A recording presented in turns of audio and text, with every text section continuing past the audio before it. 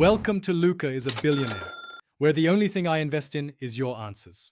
You begin by choosing two distinct prime numbers, p and q, that you keep private. Once chosen, multiply them to form n equals p times q. This is your modulus.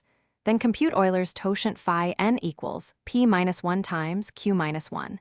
Make sure to pick a public exponent e with 1e phi n and GCD e phi n equals 1. This ensures e is invertible.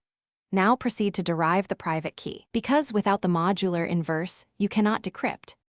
Once you have e and phi n, compute the private exponent d as the modular inverse of e modulo phi n. Use the extended Euclidean algorithm to solve d times e identical to 1 mod phi n. That gives you d. Make sure to verify the relation explicitly, because an incorrect inverse breaks decryption. After finding d, store it securely and never share it. It's the secret that lets you decrypt ciphertext and produce signatures. With d and n established, you're ready to perform encryption and decryption operations. You encrypt a message m by computing c equals m e mod n, and you recover m by computing m equals c d mod n. Make sure m is in the valid range 0 less or equal to mn and apply secure padding like OEP before exponentiation, because raw RSA is vulnerable.